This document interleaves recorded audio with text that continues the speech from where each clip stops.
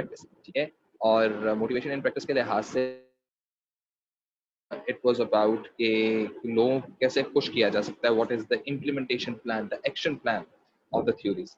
और ये चीज़ जहन में रखती है कि हमारे पास जो हमने कल ही क्लास में बात की थी, इट वाज अबाउट के how much you have to think के one method is good for your team, your people, सही है, people you are working with.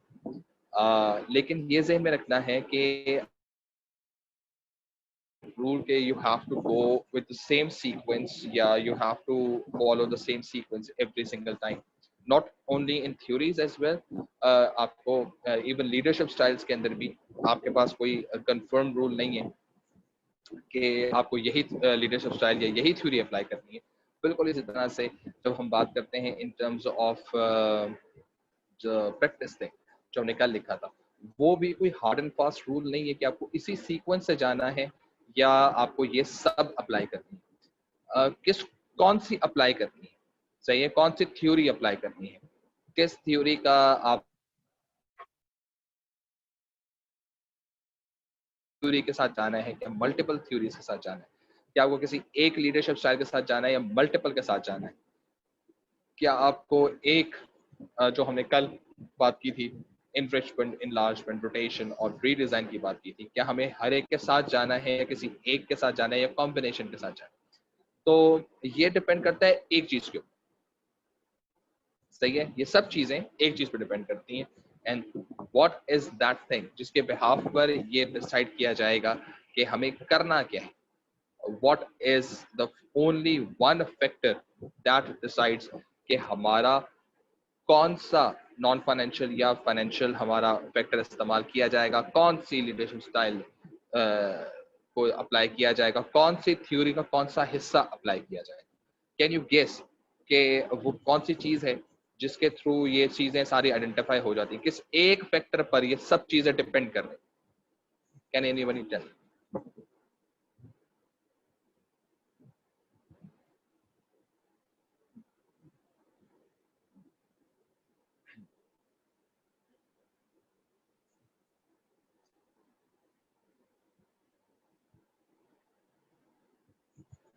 तो बता सकता है कि ये लीडरशिप स्टाइल या थ्योरीज या जो हमने कल पढ़ा है, ये सब चीजें एक चीज पर डिपेंड करती है। And what's that thing?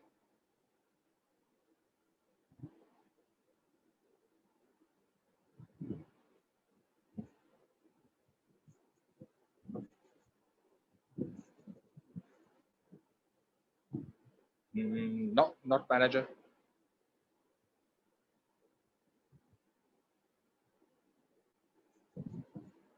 No, employ motivation in finance. No, not finance.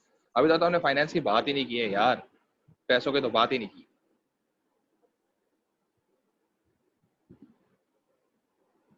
No, not leader.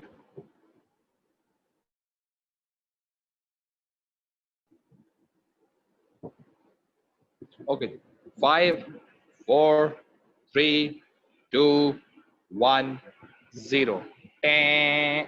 Times up. No, not owners decision, the objective. ठीक है, आपका ऑब्जेक्टिव क्या है?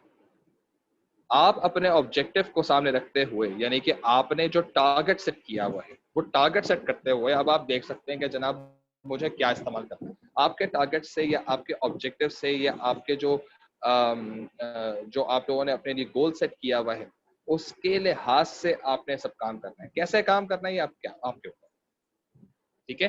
सो ये जहन में रखें कि जब कभी भी हम बात करते हैं इन टर्म्स ऑफ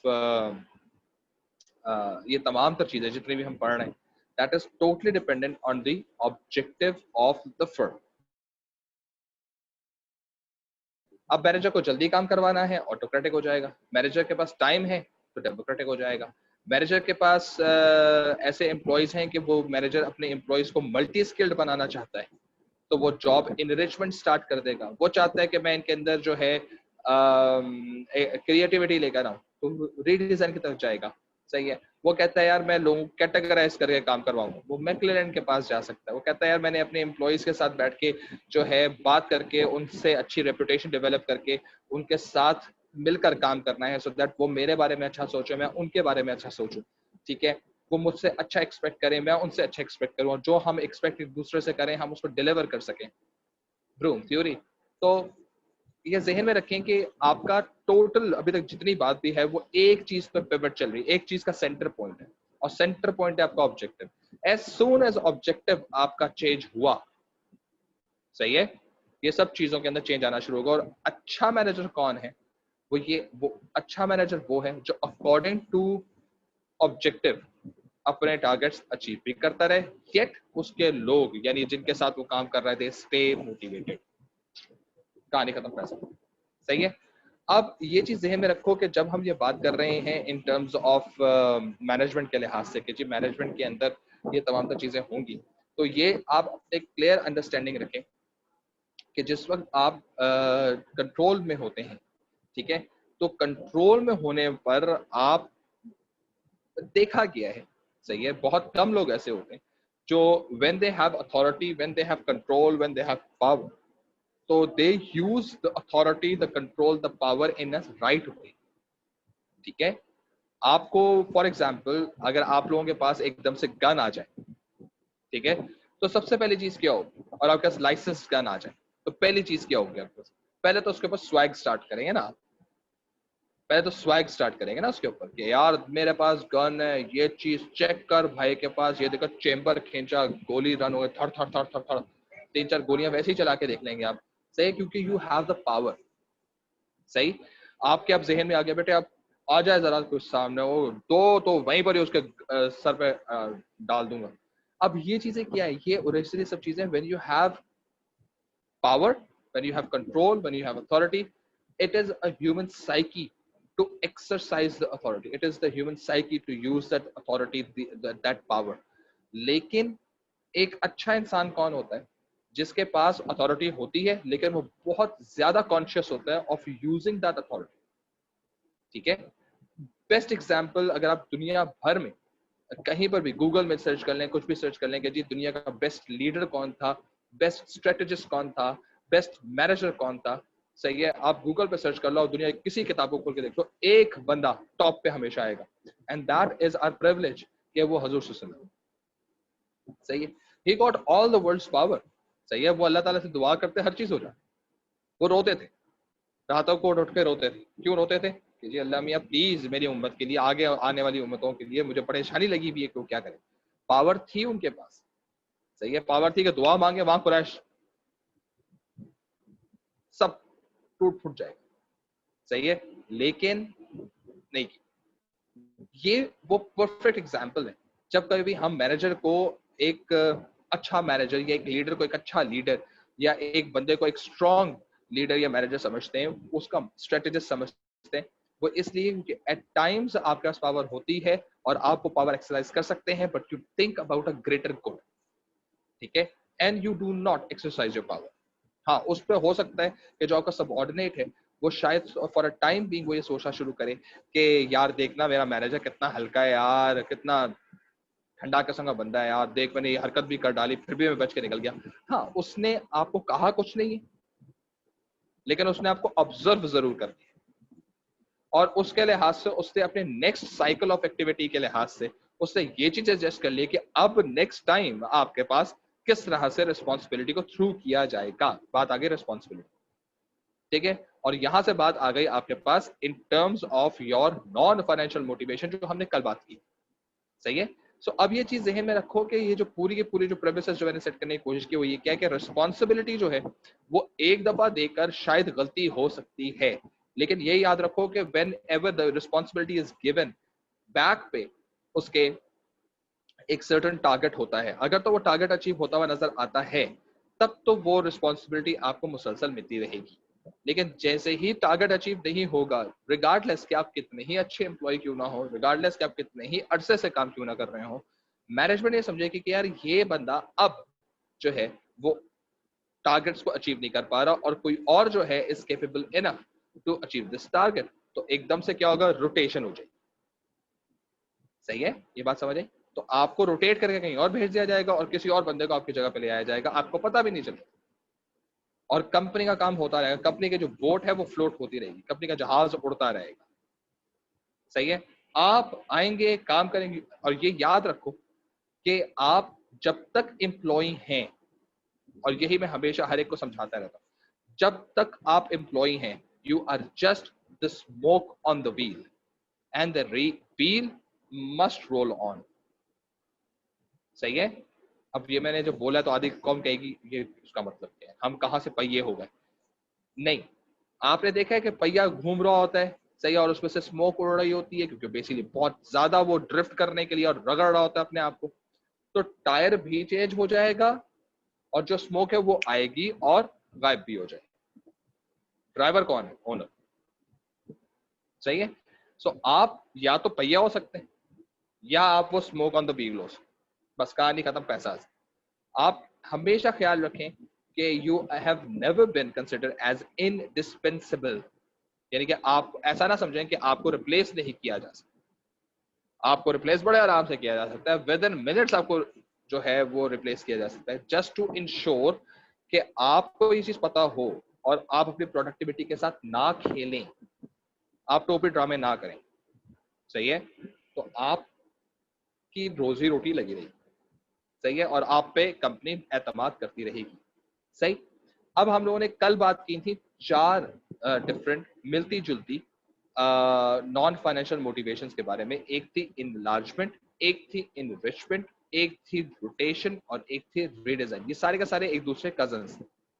आज हम लोगों ने बात करनी है बाकी सब, यानी delegation, empowerment, quality circles, teams, target setting, इनके बारे में हमने बात करनी है कि ये क्या चीजें होती हैं और ये क्यों जरूरी होती है। ठीक है, इनके पर्पस क्या होते हैं। सही। अच्छा, आज की क्लास के अंदर जैसे ही मैं इस चीज को कंप्लीट करूंगा तो मैं आप लोगों के साथ बाय इवनिंग इनके जो पेजेस हैं, सही है, जो पेजेस बुक के अंदर हैं जो आपको पढ़ने हैं वो मैं आइडेंटिफाई कर दूंगा, सो दैट आप लोग वो जाके आइडेंटिफाई कर सकते हैं। प्लस मैंने आपको अभी तक पेजेस नहीं बताए लीडरशिप स्टाइल्स। ठीक है। तो अब वो मुझे आपको एक टेबल बताना है, वो एक टेबल है जो मैं आप लोगों को बताऊंगा कि वो टेबल जो है उसको आप रेफरेंस कर लें तो आपके लीडरशिप स्टाइल्स भी कंप्लीट हो जाएंगे। अच्छा बच्चे जी, ये आप लोगों की रिस्पॉन्सिबिलिटी है, you just keep on asking me कि right after the topic, sir book के पेजेस प्लीज बता दें, सर बुक के पेजेस प्लीज बता दें। सही है। If you are not going to ask me, I am not going to tell you. जो आप लोगों ने थोड़ी सी, अब मैं आप पे रिस्पॉन्सिबिलिटी, मैं आप लोगों पे रिस्पॉन्सिबिलिटी दे रहा हूं। सही है कि आप लोगों ने, मैं आप लोगों पे ट्रस्ट कर रहा हूं और आप लोगों पे रिस्पॉन्सिबिलिटी थ्रो कर रहा हूं कि आप लोगों ने मुझसे पूछना है कि सर वो जो हमने टॉपिक पढ़ लिया है इसके पेजेस काइंडली प्लीज मार्क करवा दें बुक के अंदर, सो दैट हम बुक में से गो थ्रू कर लें। आप लोग नहीं पूछेंगे, मैं नहीं बताऊं, पर कल को ये ना बोलना शुरू करना सर जी टॉपिक पूरा कंप्लीट हो गया, हम कहां से पढ़ें। सही है। सो ये मैं आज आप लोगों के साथ, अब ये जो मैंने आज मैं आप लोगों को कह रहा हूं ना, this is a practical example of thing we are going to study today. समझ आ गई है। And this is known as delegation. अच्छा, पहले मैं कुछ बातें कर लूं ताकि आप लोगों को क्लियर हो जाए कि what really everything is, and then once it is done तो फिर हम उसको फिर लिखना शुरू करते हैं। सही है। तो अभी जरा थोड़ी सी कहानी सुनो। दो चीजें आएंगी पहले, एक चीज आएगी आपकी डेलीगेशन और दूसरी चीज आएगी आपकी एम्पावर। सही है। डेलीगेशन का मतलब यह है कि आपको सिर्फ काम दिया गया है, आपको सिर्फ रिस्पॉन्सिबिलिटी पास ऑन की गई, रिस्पॉन्सिबिलिटी ऑफ डूइंग एनीथिंग। वो आपके काम से रिलेटेड भी हो सकती है, वो काम से अनरिलेटेड भी हो सकती है। सो कोई रिस्पॉन्सिबिलिटी दी गई, जैसे मैंने आपको रिस्पॉन्सिबिलिटी, मैंने वर्ड इस्तेमाल किया, मैं आपको रिस्पॉन्सिबिलिटी दे रहा हूं कि आप लोगों ने मुझसे पूछना है right after every topic, sir बताइए इसके पेजेस बुक में से क्या होंगे। आपने पूछना है, आपने डिसीजन नहीं लेना कि कौन से पेजेस पढ़ने हैं या नहीं पढ़ने।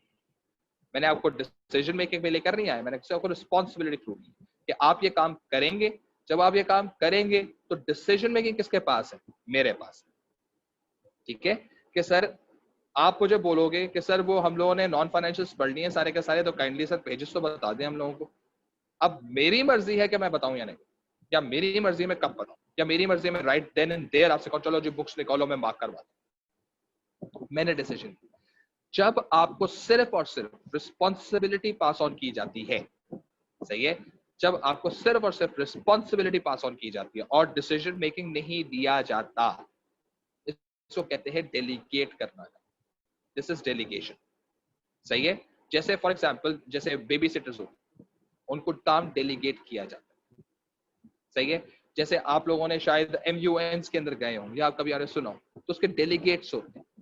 वो डेलीगेट्स को डेलीगेट्स क्यों कहते हैं? क्योंकि उससे उनके पास रिस्पॉन्सिबिलिटी होती है, ठीक है, कि आपने जो है वो जाके सिर्फ बात बात करके आनी है, टाइम वेस्ट करके आने, अल्लाह खैर से। कोई आता है कि जी हमारा फॉरेन डेलीगेट आया हुआ है, सही है, कंपनी में फॉरेन डेलीगेट आया हुआ है, तो ये फॉरेन डेलीगेट का मतलब बाहर से आने वाला डेलीगेट का मतलब क्या है? इसका मतलब ये कि उन्होंने आकर सिर्फ आपसे आके बात करनी, और they are just the spokesperson, they are not the negotiators, they are just the spokesperson, ठीक है। और वो आपसे जितनी भी बात करेंगे, डेलीगेट आएगा वो आपसे बात डिस्कस करेगा और चला जाएगा, कोई डिसीजन मेकिंग नहीं है, वो सारे के सारे फाइंडिंग्स लेगा, लिखेगा और फाइल बनाएगा और ले जाएगा, सही है। और फिर जो उसके हायर हेड्स हैं, सही है, जो उसके सुपरवाइजर्स हैं, जो उसके मैनेजर्स हैं, they basically have the power to take the decision. When I say word the power of decision making, meaning I am talking about empowerment. सही है। जब पूछा था कि गाड़ियां खड़ी करनी है नहीं करनी, एक सेकंड।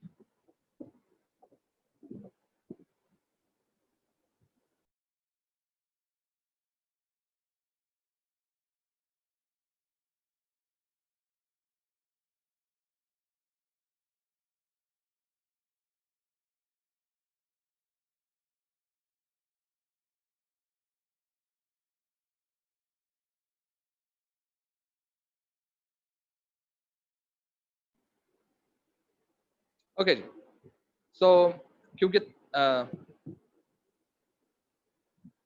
ये कल भी हुआ था, ये आज भी हुआ कि वेल्स कॉलेज के में तरक्याती काम बहुत तेजी से जारी है, तो इस वजह से जहां मैंने गाड़ी पार्क की थी तो वहां पर तरक्याती काम होना है, तो कल भी होना था, आज भी होना है। आज मैंने गाड़ी की जगह चेंज की तो पता चला अब वहां पर होना है, तो मैं जहां जहां गाड़ी खड़ी करता हूँ वहां वहां तरक्याती काम स्टार्ट हो जाता है। तो अगर आपके घरों के पास रोड टूटी हुई है और आप समझते हैं कि वहां पर तरक्याती काम नहीं है, तो let give me the address, I will park the car and आपका काम स्टार्ट हो जाए। अच्छा खैर, anyhow, so when you have the power of making decisions, this is known as empowerment, provided that you have the power of taking down या conducting the task as well. यानी delegation के अंदर you only have one thing, and that is the responsibility to conduct the task. Empowerment में आपके पास दो चीजें होती, पहली चीज responsibility of conducting a task plus decision making power, सही है। सो याद रखो कि अगर कोई भी मैनेजर किसी एम्प्लॉय को चेक करना चाहता है, टेस्ट करना चाहता है, इवेल्युएट करना चाहता है कि यार ये बंदा अच्छा मैनेजर बन सकता है या नहीं बन सकता, तो उसको आप लोग मुझे बताएं, एक मैनेजर ये अपने एम्प्लॉयज में देखना चाह रहा है कि यार ये अच्छा मैनेजर बन सकता है या नहीं बन सकता, क्या उसको वो काम डेलीगेट करके चेक करेगा या उसको एम्पावर करके चेक करेगा? क्वेश्चन आप लोगों के पास। How manager is going to check whether this particular employee is capable of being a manager? पहले वो क्या करेगा? पहले वो काम को डेलीगेट करेगा या पहले काम को वो एम्पावर करेगा? डेलीगेट करेगा, सही है जी, वो डेलीगेट करेगा। वो डेलीगेट क्यों करेगा? क्योंकि पहले वो ट्रस्ट डेवलप करेगा, क्या यार इस काबिल है कि रिस्पॉन्सिबिलिटी कंडक्ट कर सके, बिल्कुल सही, ठीक है। तो अब ये चीज जहन में रखें कि when we are talking about this particular aspect के ये डेलीगेट हो रहा है या एम्पावर हो रहा है, तो ये लाजमी है कि अगर आपने बिफोर डेलीगेशन लोगों को एम्पावर कर दिया, क्योंकि आपको नहीं मालूम कि आया दे आर ट्रस्टवर्दी और नॉट, आया हो सकता है वो अपना काम बड़ा अच्छा कर रहा, सही है, लेकिन जैसे ही आपने उसको एम्पावर किया वो बह गया, बह गया, सही है। इसलिए कंपनीज के अंदर ये याद रखिएगा कि बहुत सारे लोग जब कभी भी काम करने के उस पे होते हैं कि यार ये काम किया जाएगा या नहीं, चलो यार आइडियाज दो क्या करना चाहिए, ठीक है। अब तो धड़ाधड़ मस्त कल अंदर आपके पास आइडियाज की भरमार होनी शुरू हो जाए, क्योंकि आइडिया देना is just passing on the responsibility. सही है कि जी अब मैं आप लोगों से कहता हूँ कि जी अब आप लोग इंशाल्लाह ताला नेक्स्ट वीक के अंदर जब आप लोग आएंगे तो आप लोगों से मैं हो सकता है आगे किसी दिन में मैं बोलूँ यार चलो एक प्लान करते हैं, डिसाइड करो कि यार हम लोगों ने कहाँ से आप लोगों को मैं ट्रीट दूँ। सही है। ओ फिर तो जी धमाधम मस्त कलंदर लाइन स्टार्ट, सर जी बर्गर लैब, सर जी हार्डी, सर जी फलाना फलाना फलाना, कोई बोलेगा राजधानी, कोई पता नहीं क्या क्या चीजें बोलेगा। ठीक है, क्योंकि आइडियाज आए ना, मैंने अभी उसे पास ऑन रिस्पॉन्सिबिलिटी। सही। जैसे ही आप लोगों ने मुझे बहुत सारी लिस्ट दे दी, मैंने कहा एक शॉर्ट लिस्ट करो। अच्छा, क्लास के अंदर तकरीबन मिला जुला के कोई 38-39 स्टूडेंट्स हैं जो कि रजिस्टर्ड स्टूडेंट। ठीक। अब ये 38-39 स्टूडेंट सबके सब क्लास में बैठे हैं और सबके सब अपनी अपनी पै पै पै पै पै पै बोल रहे हैं। सबको काम डेलीगेट किया हुआ, सब बोल रहे हैं। मैंने कहा भाई एक डिसीजन ले लो। तो पता चला कि जी फाइनल डिसीजन हुआ ये कि हम लोग चले जाएंगे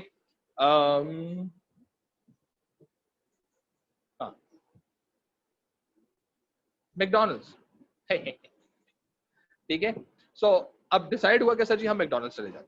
बिल्कुल सही है। अब मैं कहता हूं, अब मैंने आपको क्या किया, ठीक है, अब मैंने आप लोगों से कहा है कि अब आप लोगों ने डिसीजन मेकिंग के अंदर नहीं थे, आप लोगों ने एक डिसाइड किया, फाइनल अथॉरिटी तो मेरी है। सही है। तो अब मैं कहता हूं फाइन, हम लोग जा रहे हैं मैकडोनल्ड्स, लेकिन आप में से कौन ऐसा है जो मैकडोनल्ड्स के तारिक रोड वाले मैकडोनल्ड्स या शायद फैसल वाले मैकडोनल्ड्स में जाकर पूरा का पूरा एरिया बुक करवा सकता है। सही है। And get me a discount of 25%, क्योंकि we are going to order like 38-39 different meals, so I need at least a 25% discount. अब जो जितने लोगों को मैं बोल रहा हूँ ना कि बेटे आप में से कितने लोग ट्रीट चाहते हैं, सबके हाथ खड़े हो। और जब मैं ये बात बोलूंगा डिसीजन मेकिंग की, कि अब डिसीजन ले लिया गया, अब मैं पास ऑन कर रहा हूं, आप में से कौन ऐसा है जो मुझे 25% डिस्काउंट दिलवा सकता है to have a meal at McDonald's Sharaf branch, सब चीजें आइडेंटिफाई कर। अब जितने हाथ खड़े हुए थे ना, सब हाथ नीचे। क्यों? क्योंकि मैंने आपको डिसीजन मेकिंग में लेकर आया। और डिसीजन मेकिंग में जब आप लेकर आते हैं ना, तो उस वक्त जेहन में क्या होगा, या मैं जानता हूँ या नहीं जानता, मेरा लेजॉन स्ट्रॉन्ग है इतना या नहीं, वही हमने जो बात। ठीक है ना। तो लेजॉन स्ट्रॉन्ग है, मैं जानता हूँ या नहीं। कोई हो सकता है 3-4 लोग जानते हो, जान पहचान, यार मैं जानता तो हूँ लेकिन यार 25% डिस्काउंट पॉसिबल नहीं है यार। मैंने कहा नहीं, अब आप मुझे बताएं, अगर आप मुझे 25% डिस्काउंट दिलवाने में कामयाब हैं, हम अभी चलते हैं। आप अब जैसे मैंने आपको डिसीजन मेकिंग में डाला ना, बहुत सारे लोग, बताने का सिर्फ एग्जांपल देने का रीजन क्या है, बहुत सारे लोग जो हैं वो इस चीज के ऊपर डिसीजन मेकिंग के अंदर एकदम से पीछे हट जाएंगे। बहुत कम लोग होंगे जो डिसीजन मेकिंग में आगे आएंगे। सही है। और वही लोग होंगे जिनको मैं मैनेजर या आगे लीडर बना सकता हूँ। मुंह का फायर तो हर कोई कर सकता है, काम करके दिखाना इज बेसिकली द रिक्वायरमेंट। सही है। सो इसका मतलब ये है कि डेलीगेट करने के लिए तो हमारे पास बहुत सारे लोग आ जाएंगे कि जी हम भी कैपेबल हैं डेलीगेशन के, हम भी कैपेबल हैं। डिसीजन मेकिंग की जब कई बात आएगी ना, तो फौरन समझ सकते, क्योंकि अब आपने फॉर एग्जांपल एकदम से जो है वो अहमद जो है वो क्लास के अंदर हाथ रेस करता है, सर जी मैं आपको काम करवाऊं, डिसीजन ले लोगे? हाँ जी सर। अब इसका मतलब ये he has taken a decision. अब मुझे 25% डिस्काउंट नहीं मिला तो गला किसका पकड़ूंगा मैं? अहमद का। सही है। वो 20% भी हुआ, भाई जब आपसे बात की गई थी 25% के, तो आपने 25% का 20% क्यों किया? अरे सर जी पे खुदा करो सर, 20% का डिस्काउंट दिलवा दिया और जान लेनी है क्या? टारगेट तो 20% का था ही नहीं, टारगेट तो 25% का था। आप अगर 25% दिलवा सकते थे तब आप हाथ रेस करें। तो इसका मतलब ये कि अगर अहमद ने इवन मुझे 20% का भी डिस्काउंट दिलवा दिया, still I am not trusting this guy, क्योंकि वो टारगेट से शॉर्ट हुआ। सही है। अब टारगेट उसका शॉर्ट था, अभी भी चलते हैं 30%। तो अब सिचुएशन इस तरह से है कि यार किससे बात की थी मैं, नाम अलीशा है, अशर। coupons right now in my car, तो मैं इंशाल्लाह ताला आपको 90% डिस्काउंट सर, 25% हम सब मिलकर दे देंगे। हाँ ये चीज जबरदस्त। हाँ ये अब देखा, ये देख अहमद पटेल साहब जो है ना, मैं आपको बता दूं, एक दफा इन्होंने पहले भी क्लास को लीड किया था, सही है, आई रिमेम्बर, सही है, और आप उन्होंने वो गलत रास्ते पे ले गए थे, लेकिन ये अच्छा किया इसने, कहा कि सर 25% हम पे कर देंगे सर, आप परेशान हो। This is basically the situation. ये देखो अच्छा एग्जाम्पल आया यहाँ पर।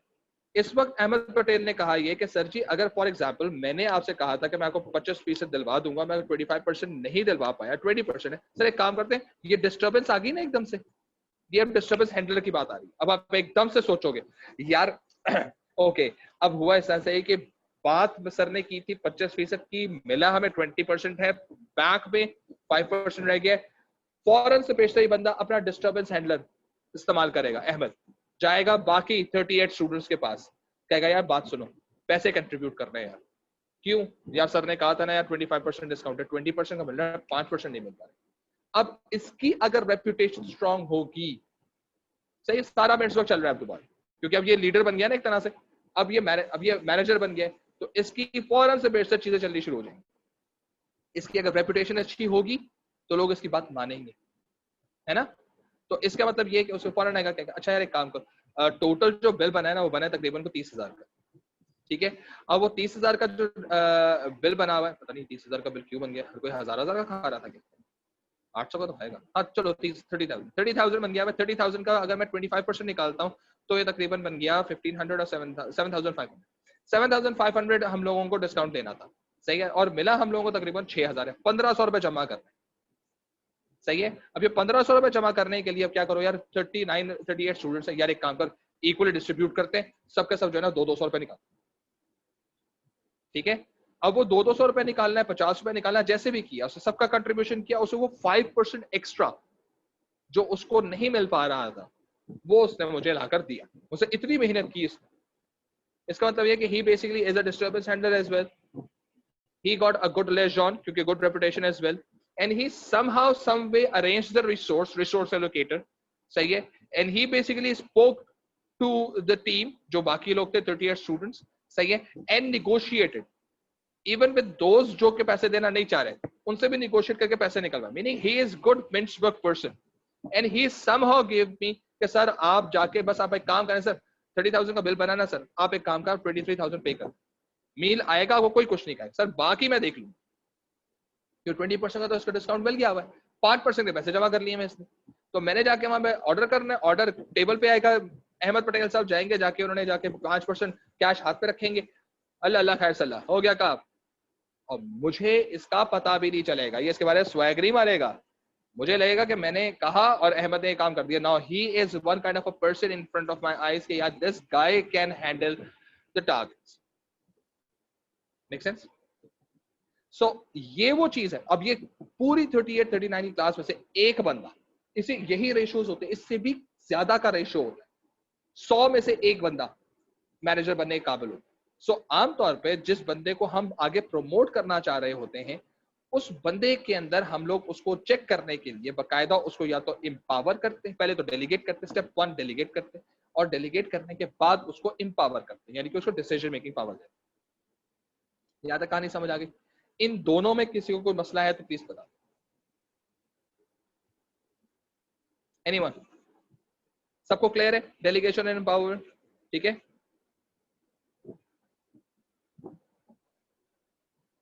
चलेंगे, अब हम इसको लिख लेते हैं, ठीक है।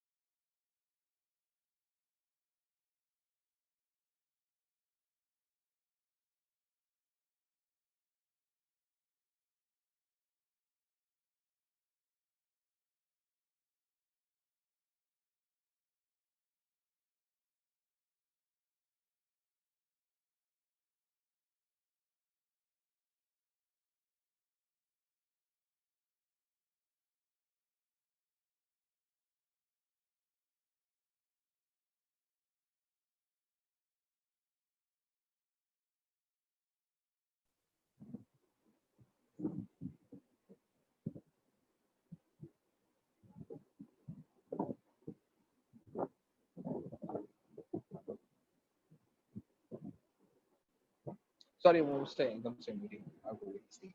फाइन जी, this is basically what we had in our last class, और ये हम लोगों ने बात डिस्कस कर ली थी। अब हम लोग यहाँ से आगे आ रहे हैं, ठीक है जी, और we are talking about the remaining 5 जो हमारी नॉन फाइनेंशियल है उनके बारे में बात करें। तो आज है 16।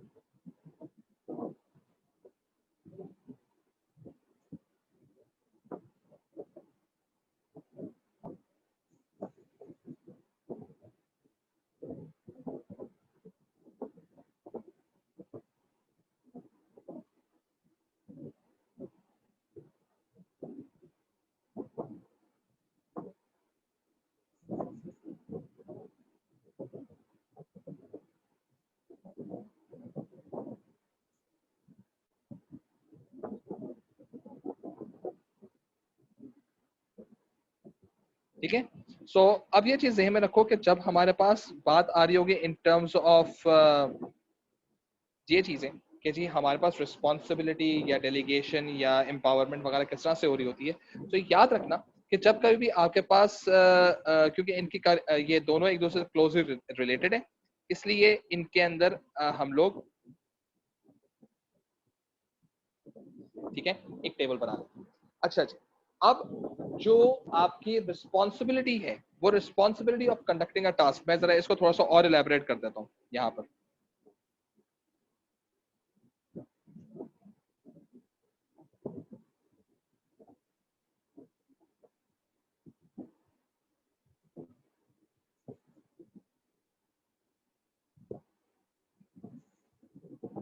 ठीक है, responsibility of conducting task, delegation, जी हाँ, डेलीगेशन में आपको रिस्पॉन्सिबिलिटी दी जाती है, बिल्कुल दी जाती है, लेकिन क्या डिसीजन मेकिंग पावर होती है? नहीं। सही है, डेलीगेशन के बाद एम्पावर ऑफ कंडक्टिंग टास्क दिया जाता है, जी हाँ, लेकिन क्या डिसीजन मेकिंग पावर दी जाती है? जी हाँ। This is basically difference between these two, ठीक है, कि एक में आपको डिसीजन मेकिंग पावर दी जा रही है, दूसरे में आपको नहीं दी जा रही। अच्छा, तो भाई इन दोनों का पर्पस क्या है? आइए इन दोनों का पर्पस लिखते हैं।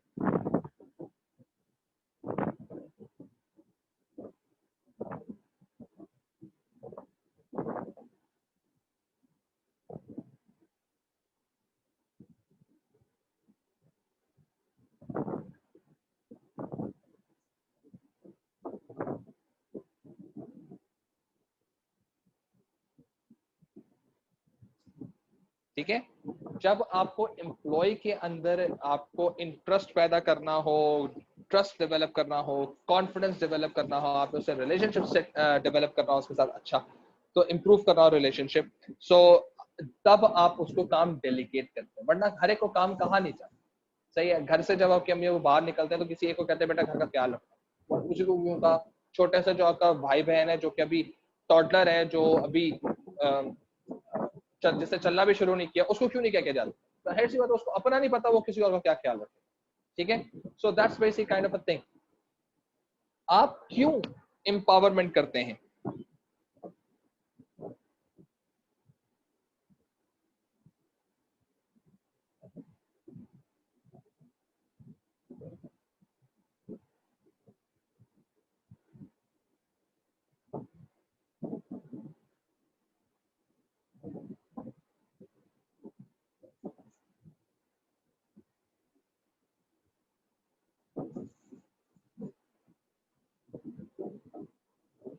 ठीक है, what is the basic reason of empowerment?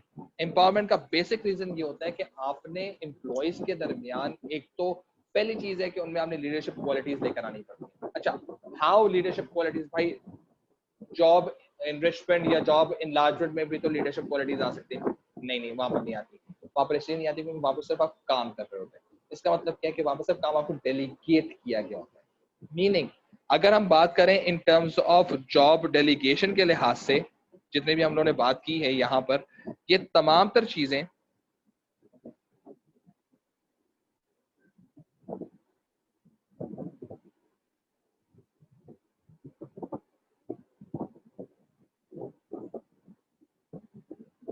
ठीक है, याद रखिएगा। ये जो हमने लास्ट क्लास में सारी बातें की है ना, वो सारी के सारी असल में क्या है? These all four are the examples of delegation.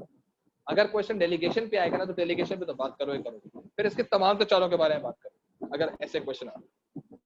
सही है? तो इसी को सेम रखो कि you have to think before you write down के how you have to structure the particular thing.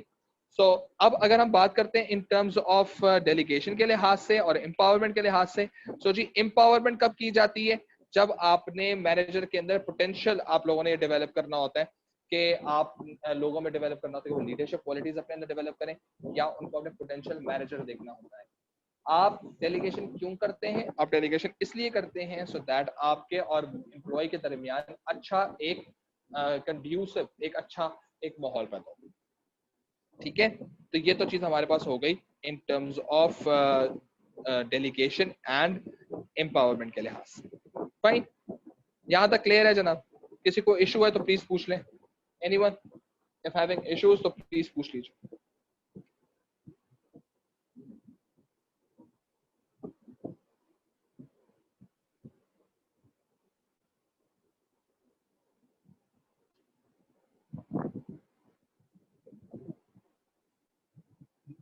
पक्का कोई इशू नहीं है?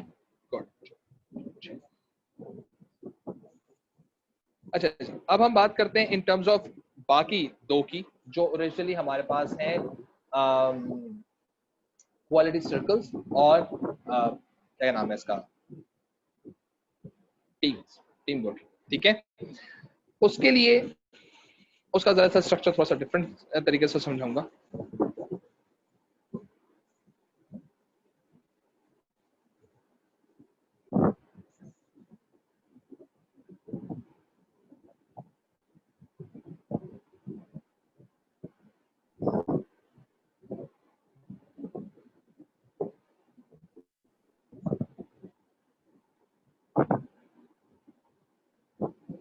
ठीक है, हमारे पास एक चीज होती है नोन एज ग्रुप्स, और ग्रुप्स दो हिस्सों में टूटे हुए होते हैं। दो तरह के ग्रुप्स होते हैं।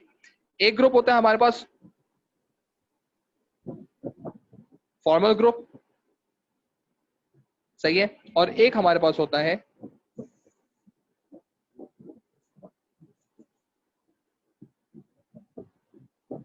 ठीक है। अब ये फॉर्मल ग्रुप कौन होता है? फॉर्मल ग्रुप बेसिकली अगर मैं इसके बारे में लिखना शुरू करूं थोड़ा सा, तो फॉर्मल ग्रुप बेसिकली इज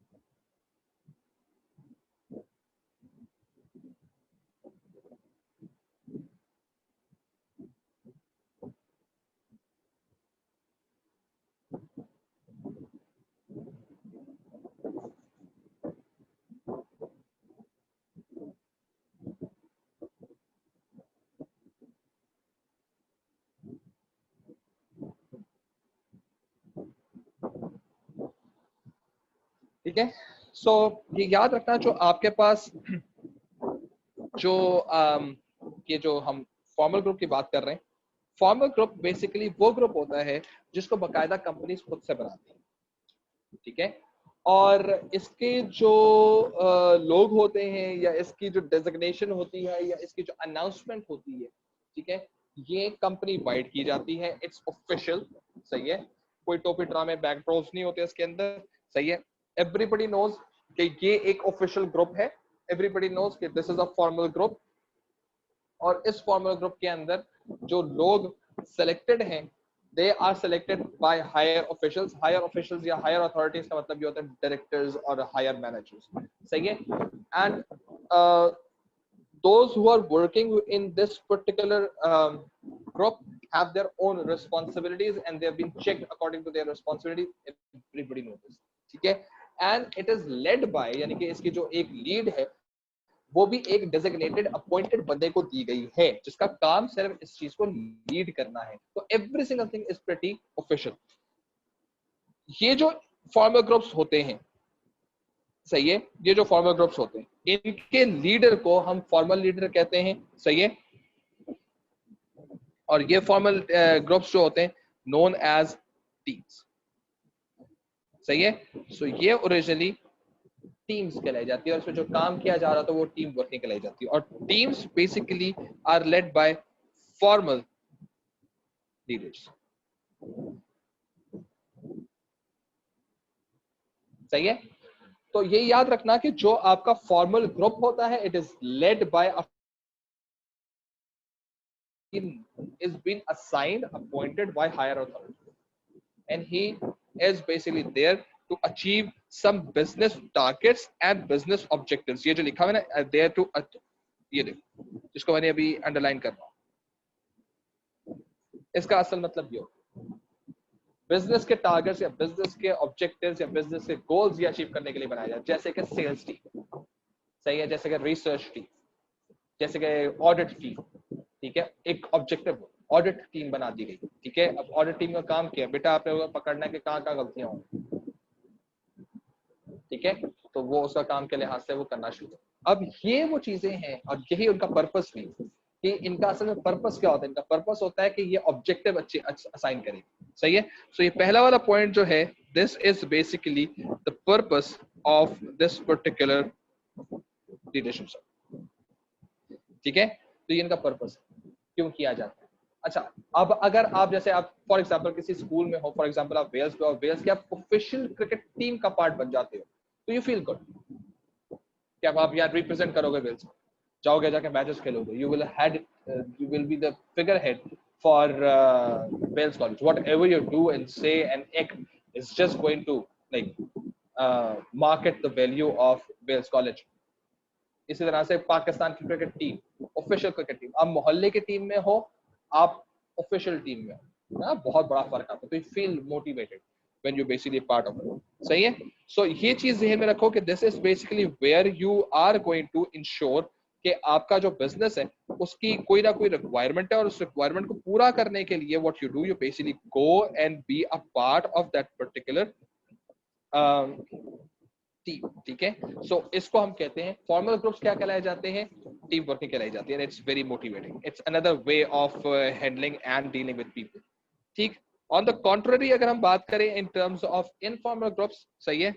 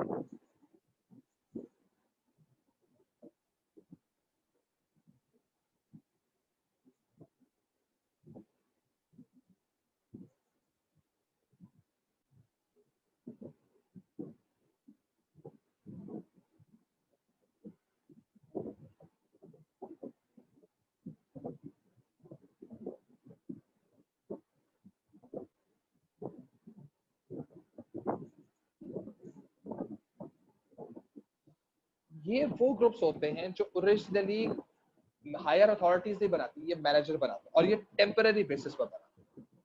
ठीक है, जैसे अभी मैंने आप लोगों को एग्जांपल दी कि मैंने अहमद को कहा कि अहमद जाके जरा मैकडॉनल्ड्स की जो है वो 25% की डील लेकर आओ, डिस्काउंट वाली डील करो समहाउ।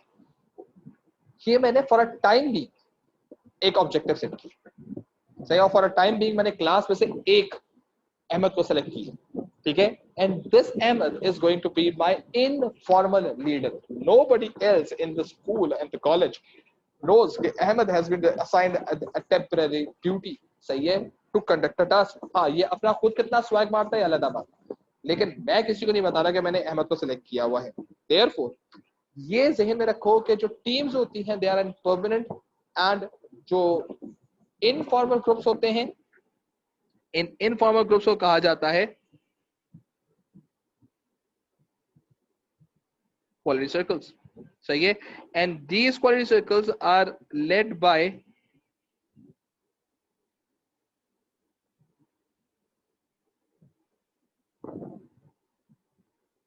Informal leaders. तो फॉर्मल लीडर्स कौन होते हैं? जिनको हायर अथॉरिटी असाइन करती है। तो इनफॉर्मल लीडर्स कौन होते हैं? जिसको हायर अथॉरिटी असाइन नहीं करती। तो कौन असाइन करता है? मैनेजर असाइन करता है, और काम भी टेम्परेरी बेसिस पे किया जाता है, सही है। अब कोई भी एक ऑब्जेक्टिव है, फॉर एग्जाम्पल क्लास के अंदर ये था कि जी टेस्ट लेना है और टेस्ट के अंदर अच्छा परफॉर्म करना है। अब टारगेट हमारा क्या है? टेस्ट में अच्छा परफॉर्म करना, सही है। अब उसके लिए पता चला कि कुछ लोगों के तो क्लासेस ही पूरी नहीं हुई, और पता चला कुछ का तो काम ही पूरा नहीं हुआ, कुछ को तो पता चला कि टॉपिक ही नहीं समझ आया। तो अब हुआ ये कि यार अब फौरन से पेशतर इसको देखना ये है कि यार अगर तो ये चीजें समझ नहीं आई मी तो इसको क्या कर। अब करने के लिहाज से फौरन से पेशतर क्लास में से मैंने 2-3 लोगों को सिलेक्ट किया कि मसला आ रहा है भाई। मसला ये है, टारगेट क्या है, ऑफिशियल टारगेट क्या है?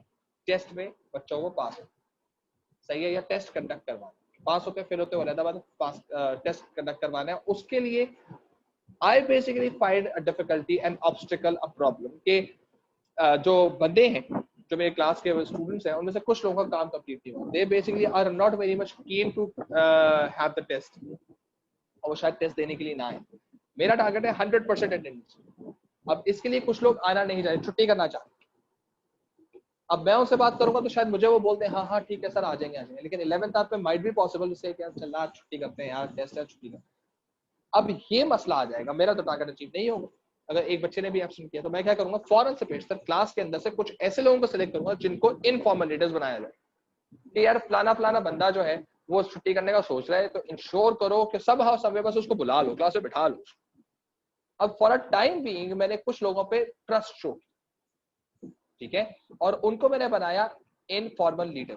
और वो इनफॉर्मल लीडर्स गए क्लास में जाके, फॉर एग्जांपल हरीम को मैंने सिलेक्ट किया कि हरीम आप जो है जाके 3-4 स्टूडेंट से बात करें, और क्लास की जो बच्चियां जो नहीं आ रही हैं उनसे जाइए काइंडली आप बात करके उनको कन्विंस करेंगे दे शुड कम, ठीक है। बिल्कुल इस तरह से मेरे पास पता चला, तो जी मैंने बात करनी शुरू की कि अगर मैं क्लास के अंदर किसी और बच्चे को सेलेक्ट कर लेता हूँ, फॉर एग्जाम्पल हसन को सेलेक्ट कर लेता हूँ, तो हसन आपने जो जाके लड़कों से बात करनी है, convince them to come to the test, छुट्टी नहीं करनी लास्ट। तो मैंने क्या किया? For a time being Hareem को और हसन को दोनों को मैंने क्या किया? मैंने इनफॉर्मल लीडर बना दिया। पूरे कॉलेज के अंदर मैं इसका ढिंढोरा नहीं पीटूंगा, क्योंकि जिस दिन टेस्ट का काम खत्म हो जाएगा, टेस्ट स्टार्ट होगा, उसके बाद इनकी अथॉरिटी खत्म होगी टेम्पररी बेसिस, सही है।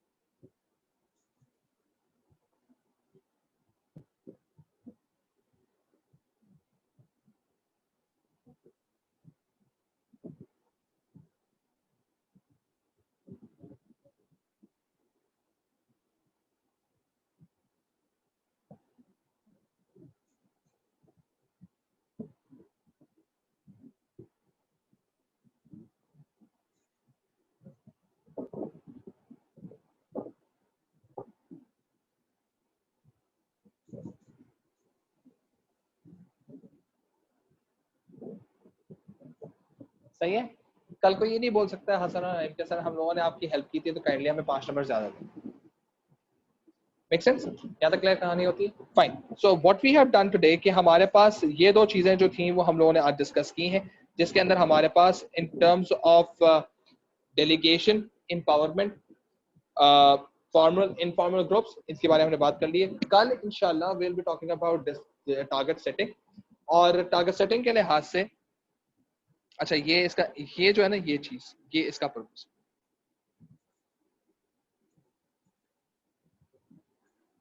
सही है।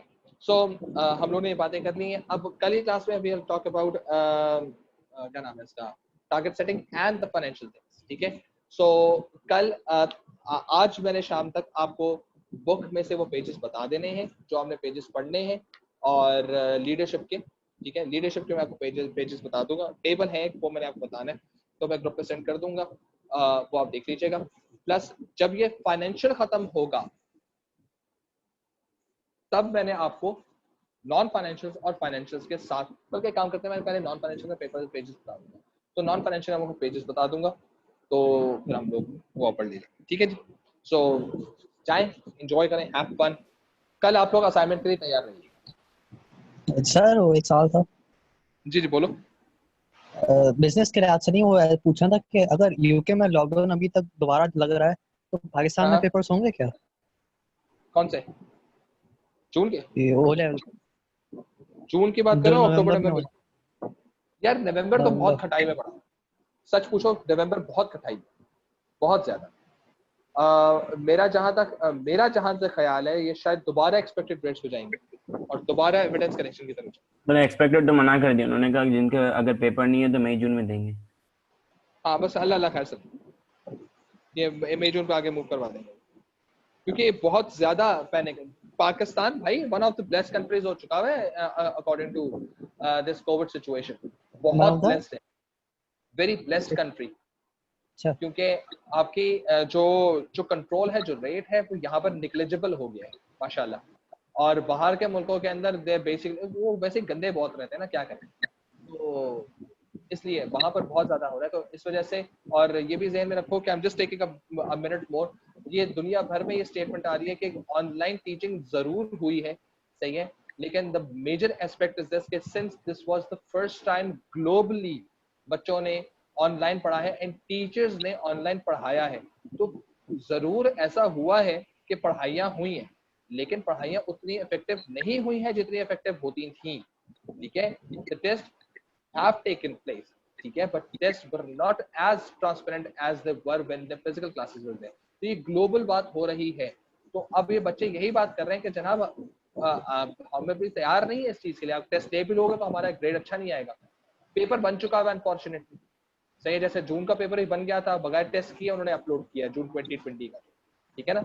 इसी तरह से नवंबर का पेपर ही बना हुआ, वो ये नहीं कर सकते कि जून का पेपर अब दे दें या नवंबर का पेपर बाद में कभी दे दें, वो है वो तो अभी पब्लिश करना ही करना है। तो अब जो चीज है वो ये कि या तो एविडेंस बेस पे जाएंगे दोबारा, या वो ये कहेंगे भाई ठीक है एक तरह का एक ऑनलाइन हम आपका इंटरव्यू ले लेंगे साथ, जो कि आपके कोहेरेंट डेवलप करेगा, एक चीज को ट्रस्ट डेवलप करेगा कि आप इस काबिल हैं। अब कैसे इंटरव्यू कलेक्ट करोगे भाई 25-30 हजार लोगों के, कितने अरसे लेंगे, कितने सारे लोग कॉल करेंगे, कौन कौन से क्वेश्चन पूछेंगे नवंबर। तो मेरे पॉइंट ऑफ व्यू से पूछो, I really do not see November papers happening. और ये शायद आपका ये स्टेटमेंट और थोड़ा सा शायद क्रूअल स्टेटमेंट उनकी तरफ से आए कि जी there is no more further fund transfer from November 2020 to June 2021। वो ऐसा कोई नहीं करने वाले, वो शायद आपको वैसे ही ग्रेड उठा के मार दें और कहते हैं भाई अल्लाह अल्लाह खैर सला बिटी पाओ और आप जून में दोबारा से रजिस्ट्रेशन कर लें।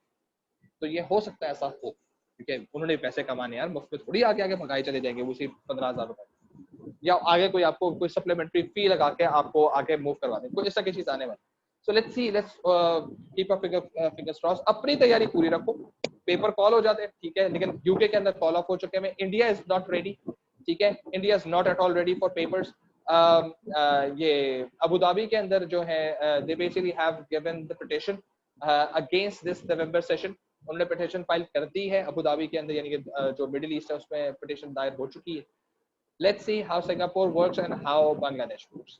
सर कैम्ब्रिज की आई थी स्टेटमेंट कि जिन कंट्रीज में नहीं होंगे वहां पर नहीं होंगे, बाकी कंट्रीज में हो जाएंगे।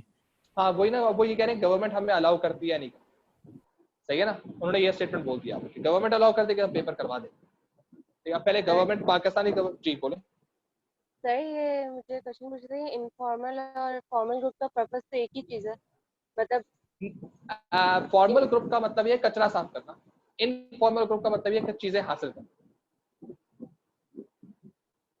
बात समझ आई?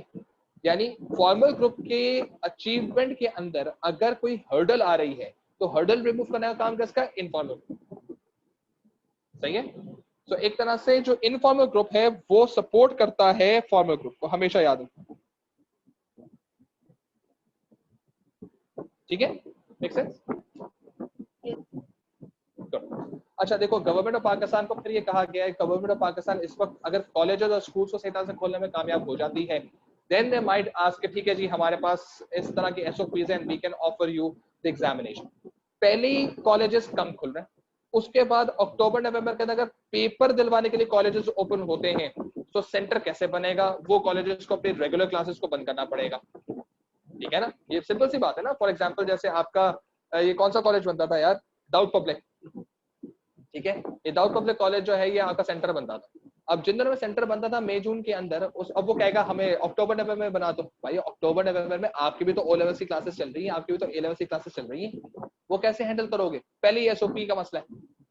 तो इसका अंदर दाऊद पब्लिक तो हाथ उठा लेगा कि जी हम सेंटर नहीं बन सकते। अच्छा रह गया आपका एक्सपो सेंटर, वहां पर हमारा पहले ही कोविड का बना हुआ है, सेंटर बना हुआ है, अब कहाँ करवाओगे? That's the question. सो अगर तो इस तरह की इंफ्रास्ट्रक्चर डेवलप हो जाते हैं जो 100 बिस्मिल्लाह हो जाए, लेकिन इंफ्रास्ट्रक्चर डेवलप नहीं हो पाते तो पाकिस्तान गवर्नमेंट, मेरा ख्याल है कि they are not going to take this risk, सही है। सो अगर गवर्नमेंट अलाउ करती है तो गवर्नमेंट विल से कि ठीक है घर पे बैठ के टेस्ट दे दो, फिर मैं भी नवंबर का पेपर दूंगा, ठीक है, अगर घर पे बैठ के टेस्ट देना होगा मैं भी आप लोग के साथ बैठ के, ठीक है। Fine. So this is basically my point of view. I think it's not very much going to happen in there. Jai, enjoy, gonna have fun.